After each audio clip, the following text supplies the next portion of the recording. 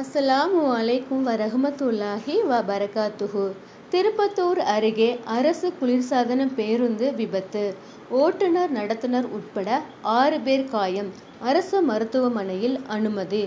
சிவகங்கை மாவட்டம் திருப்பத்தூர் வழியாக இன்று காலை காரைக்குடியில் இருந்து மதுரைக்கு 123 குளிர்சாதன பேருந்து தம்பிப்பட்டி என்ற இடத்தின் அருகே வளைவில் வந்து கொண்டிருக்கும் போது வாகனத்தின் ஸ்டேரிங் எதிர்பாராத விதமாக திடீரென லாக் ஆனதால் ஓட்டுநரின் கட்டுப்பாட்டை இழந்த வாகனம் சாலை ஓரத்தில் உள்ள புளிய மரத்தில் பலமாக மோதியது.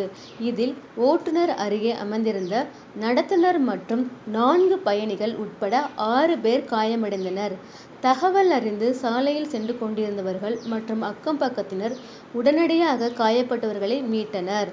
தகவல் அறிந்து சம்பவ இடத்திற்கு வந்த காவல் ஆய்வாளர் காயம் அடைந்தவர்களை திருப்பத்தூர் அரசு மருத்துவமனைக்கு சிகிச்சைக்காக அனுப்பி வைத்து இது குறித்து வழக்கு பதிவு செய்து விசாரணை மேற்கொண்டு வருகிறார். விரைவு பேருந்து தரத்தில் விரைவாக செயல்படும் அரசு குளிர்சாதன பேருந்து விபத்துக்குள்ளான சம்பவம் அப்பகுதியில் பெரும் பரபரப்பை ஏற்படுத்தியது.